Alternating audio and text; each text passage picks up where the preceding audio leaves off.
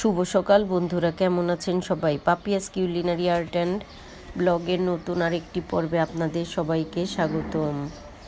এখন বাজে প্রায় 7:40 মতো। আমি চলে এসেছি ছাদে।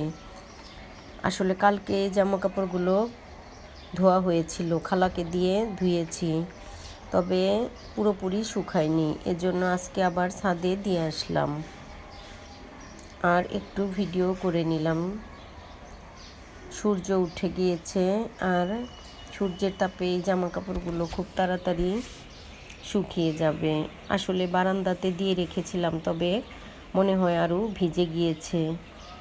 রাতে হালকা একটু কুয়াশাও পড়ে, এজন্য রোদে একটু শুকিয়ে নিয়ে আসব। এবার সকালের জন্য নাস্তা তৈরি করছি। আজকে একটু ভিন্ন রকম নাস্তা বানালাম, তবে খেতে হয়েছিল দারুণ মজার।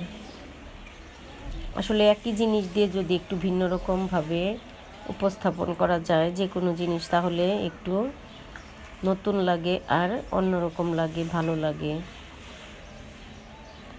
এর প্রতি আগ্রহটাও বেড়ে যায়। যেমন আজকে নাস্তা দেখেই মনটা ভরে গিয়েছে আর খেতে অনেক ভালো লেগেছে। আর আমার জন্য একটু কড়া করে 2-3টা ব্রেড ভেজে নিয়েছি, কারণ একটু কড়া করে ভাজলে আমার কাছে খেতে ভালো লাগে। এবার নাস্তাটা ভাজা হয়ে গিয়েছে, একটা ট্রেতে তুলে নিলাম। এবার নাস্তাটা খেয়ে নিয়েছি, চাও খেয়েছি। দুপুরের জন্য রান্না শুরু করে দিয়েছি। চিংড়ি মাছ দিয়ে আলু দিয়ে রান্না করব, আর রান্না করব ডিম। মুনের জন্য চিংড়ি মাছ আর আমাদের জন্য ডিম রান্না করব। চিংড়ি মাছটা খুব হালকা করে ভেজেছি, তবে অতটা ভালো করে ভাজিনি, শক্ত হয়ে গেলে মুন খেতে চায় না। আর এজন্য একটু আলুর সাথে মশলার সাথে কষিয়েও নিলাম। এবার ঝোলের জন্য জলটা দিয়ে দিলাম।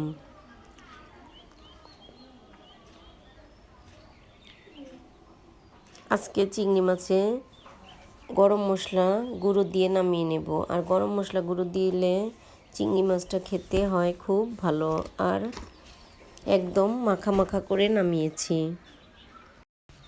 মুন অতটা ঝোল খেতে পছন্দ করে না, এই জন্য ওর জন্যই মাখা মাখা করে রান্না করেছি। ডিমটা এবার রান্না করে নেব। আলুটা ভেজে নিলাম। শরীরটা তেমন ভালো না, ঠান্ডা লেগেছে, হালকা একটু জ্বরও এসেছে, আর কথা বলতেও কষ্ট হচ্ছে। তারপরেও হালকা একটু রান্না করছি আর একটু ভিডিও করে নিলাম। আসলে ভিডিও দিতে দিতে এমন একটা অভ্যাস হয়ে গিয়েছে, ভিডিও না দিলে এখন ভালো লাগে না, কেমন যেন ফাঁকা ফাঁকা লাগে। এজন্যই শরীর ভালো না, তারপরেও ভিডিও করে নিলাম আর হালকা পাতলা রান্না করে নিলাম।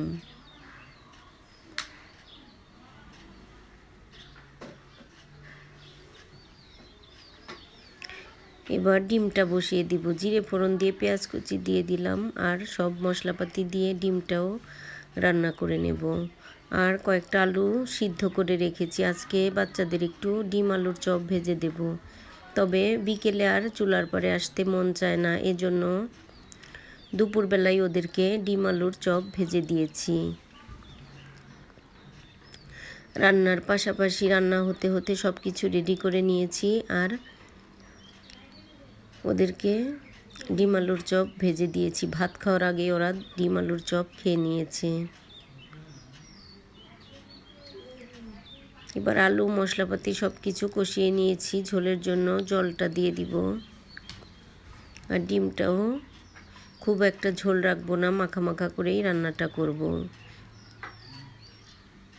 তো বন্ধুরা, আমার আজকের এই ভিডিওটা কেমন লাগলো অবশ্যই জানাবেন। যদি ভালো লাগে তবে একটা লাইক কমেন্ট শেয়ার করার অনুরোধ রইল। যারা ফেসবুক থেকে দেখছেন তাদেরকে অনুরোধ রইল আমার ফেসবুক পেজটি ফলো করার। যারা ইউটিউব থেকে দেখছেন তাদেরকে অনুরোধ রইল আমার ইউটিউব চ্যানেলটি সাবস্ক্রাইব করার। ভিডিওটি দেখার জন্য সবাইকে অসংখ্য ধন্যবাদ। সবাই ভালো থাকবেন, সুস্থ থাকবেন। এবার ভাজা ডিমগুলো দিয়ে দিলাম। নামানোর আগে ডিমের ঝোলেও গরম মশলা গুঁড়ো দিয়ে নামিয়ে নেব।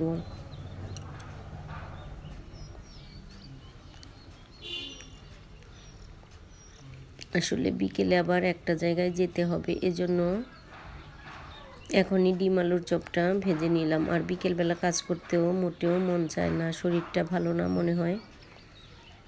বিকেল হলে একটু রান্নাবাড়া খাওয়া দাওয়ার পর একটু শুয়ে থাকি, তবে আজকে আর শুতে পারিনি। বিকেলবেলা আপনাদের দাদাকে নিয়ে গিয়েছিলাম ডক্টরের কাছে।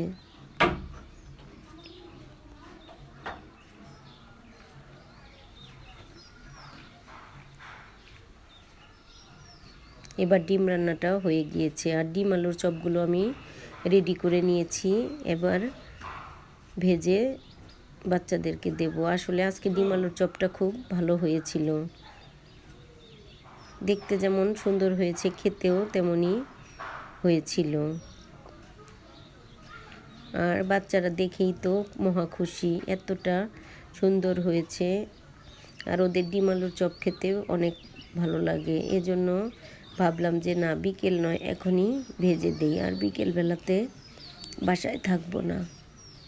ডিম আলুর চপগুলো ভাজা হয়ে গিয়েছে, এবার তেল থেকে তুলে নেব আর গরম গরম বাচ্চাদের খেতে দেব, আমিও খাবো। আমার কাছে খাওয়ার চেয়ে দেখতেই অনেক বেশি ভালো লাগে। তবে এবার চপগুলো ভাজার পর এতটাই ভালো লেগেছে যে আমিও খেয়েছি। তবে খুব একটা আমার এগুলো খেতে অতটা ভালো লাগে না, তবে আজকে খেয়েছিলাম।